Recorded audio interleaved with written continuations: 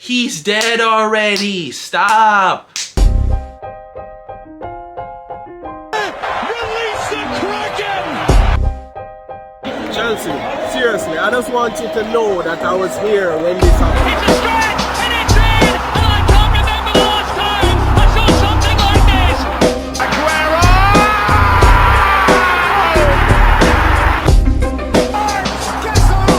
Guess who? It's him again! What's up, and welcome to Absolute Sitter. I am your host, Mac, and I want to thank you for checking out this content. So in this video, we are definitely going to do my match review, my match reaction. Really, you're going to have to put up with, first, let's get the frustration out of the way, because the only thing that I can really express this game, this win, as is glorious frustration, right? The frustrating glory of winning in the fashion that Chelsea decided they needed to. So first things first, I'm going to concede this point to anyone that I've been recently arguing with about Thomas Tuchel and any doubts they have against Thomas Tuchel. I have been defending him. So listen, Thomas, I've been defending you, man. Don't waste my time. Don't make it hard to defend you. Don't make me have to put out these type of apologies like I'm giving out now, because I don't know what you're doing at this point. I'm trying to follow the narrative or the logic behind what you're doing. I'm trying to support the manager. I'm still in support of the manager, but you're not giving us that are arguing in your favor much to work with. Right? I don't understand what this obsession with playing players out of their position is. It's like you want to maximize playing players out of their position. And maybe once you get these last two signings, fingers crossed, across the line, we will see this change. But I don't know what this is. We got Reece James not playing at right wing back. We got, and I'm not hating on Loftus-Cheek. I want to see more Loftus-Cheek in the game, right? But we have Reece James playing out of position. We have Ampadu. At this point, I'm begging Chelsea, please just sell him. Just sell him, so he set him free, because if we're not gonna play him in his position, this wasting him as a backup to a backup center back and then him going on loan to go play center back. I'm sorry, when was he ever a center back? When he came to our youth academy, he wasn't playing there. He strives at Wales as a DM. We desperately needed a DM, so what did we do? We have him sitting on the bench, and we have this damn Conor Gallagher and Jorginho combo. Listen, I'm gonna tell you this as a fan who had to endure every minute with my brethren who is an Arsenal fan. That preseason match, live in Orlando, had to watch the 4-0 shellacking, the drumming, the absolute mollywhopping that we got from Arsenal. And now we're starting to see that Arsenal is really just that good, and we really are that bad with this combination. Listen, I feel sorry for the kid, because again, just like Reece James, feel like he's being played out of position. Conor Gallagher, yes, he's mobile. He has the tenacity, to get in there and stick a foot in. But he is not a DM. He is not a deep-lying player. He doesn't know the dark arts. He doesn't seem to know when to make those professional fouls. And again, this is the second time now in the second game that we'll watch somebody get into yellow card trouble, and there's not a reaction from the bench to use one of the five subs, even though we can see that there is a situation. This one was much quicker than the Koulibaly one, so I can see where maybe we were thinking at least get to the half without Conor Gallagher doing that. But and it was so far up the pitch at this point, it wasn't worth the second yellow. I don't know. I heard Thomas Tuchel's explanation that he doesn't agree that the first one is a yellow, but he has no problem with the second one. I don't know. I can see a yellow on both. I'm not even going to say that I argue that, but obviously he has to kind of make that kind of positive spin on it. But feel sorry for the kid, because here's a kid who is out here trying his hardest to earn his spot in the in the squad, and being played out of position, away from what we need him to be doing.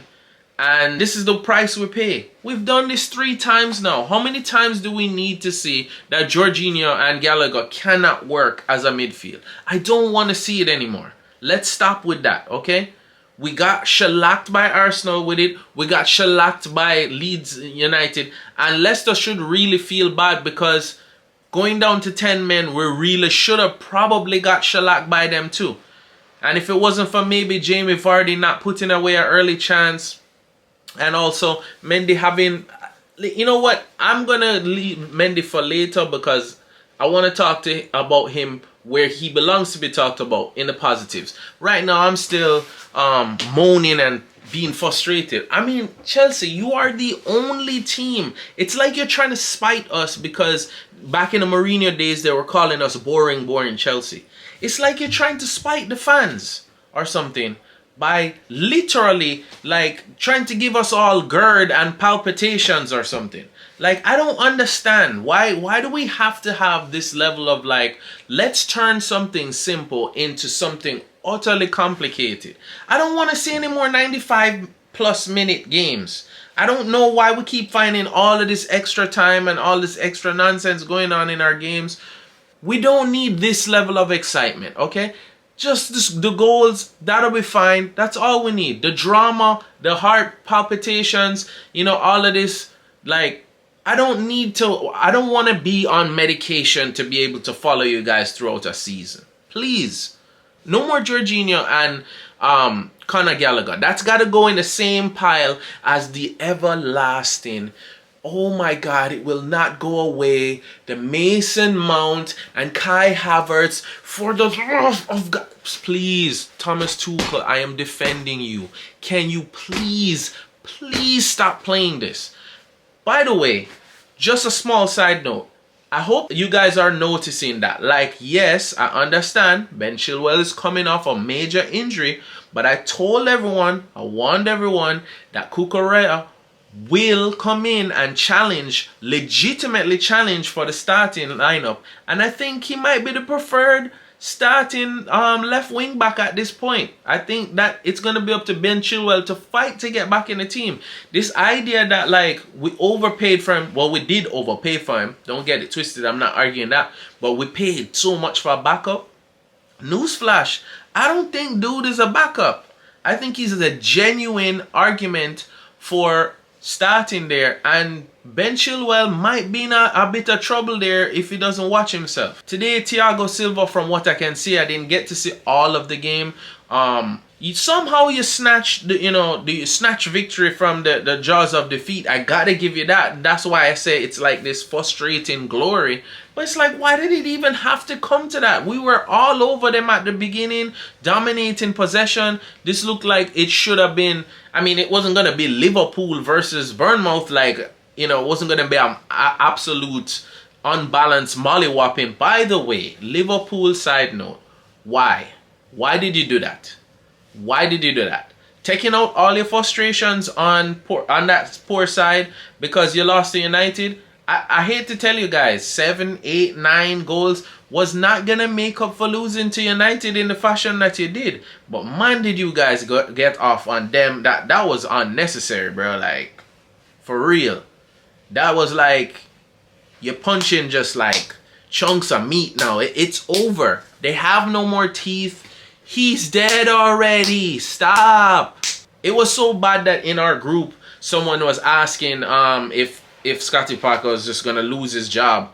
And my bet is still on Steven Gerrard to be the first coach to go. I'm not wishing that on him, but I just feel like he's the guy that's going to go first. But back to Chelsea.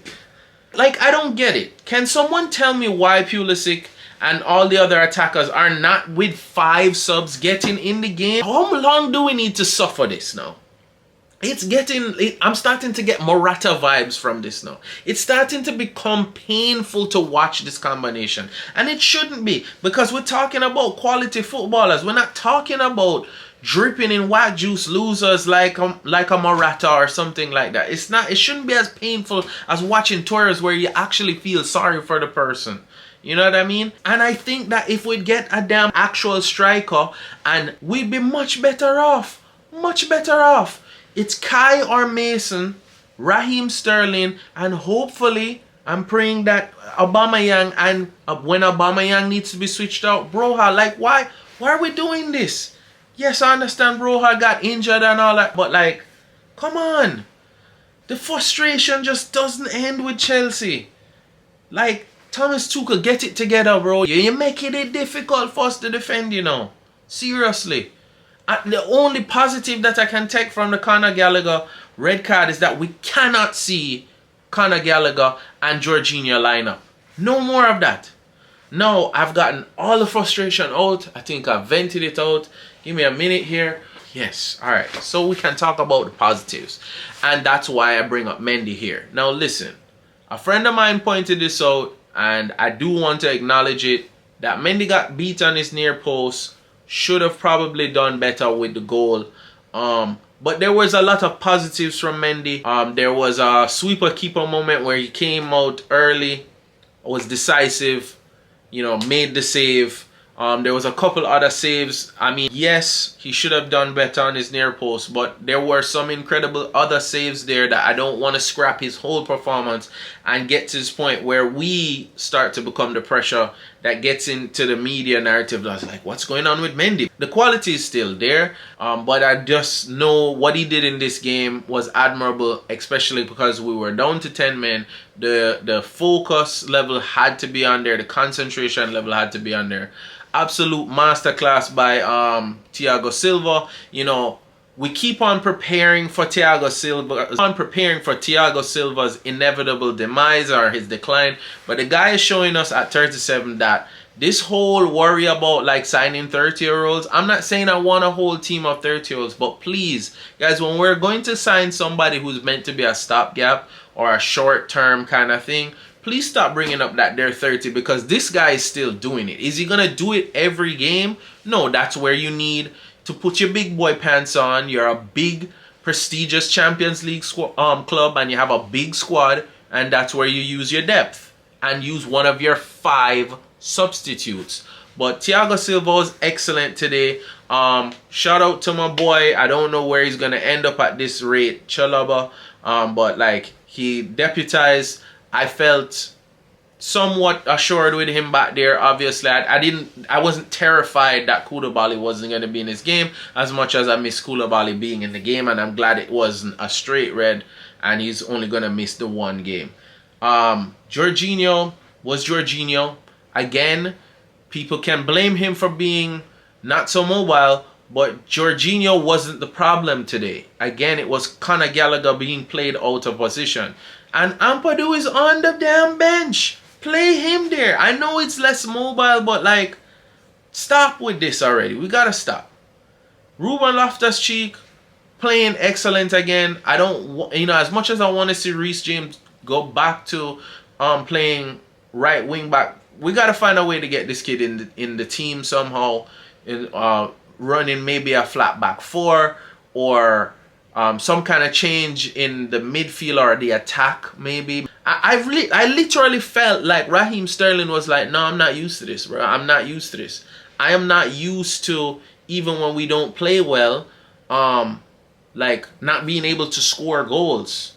And Raheem Sterling, finally, let's get to Raheem Sterling. Listen, Raheem Sterling's goals today, the second one, team goal. It's all about Reece James, you know, that cross. And it's the reason why I'll argue that James is a superior pick to a Trent Alexander, because it's no disrespect to Trent. I think they're 2 excellent players, and if one could play on the other side, both would start, right? But Reece James is just more rounded for me. He's more defensively sound, and he's still capable of putting in balls like that. Like there was a couple of really good deliveries from Reece James. Not to mention, he's the first person that rattles the damn off the post that almost puts us up 1-0. Reece James is doing his thing over there. That second goal, excellent tap-in. Love that. Love to see it. But that first goal from Raheem Sterling makes me have to repeat something I heard the commentator say. Raheem reigns supreme Sterling. That first goal is underappreciated. The fact that Raheem Sterling got the ball, And then, yes, I do feel like the defender maybe in retrospect did show him a little bit too much space and got punished for it.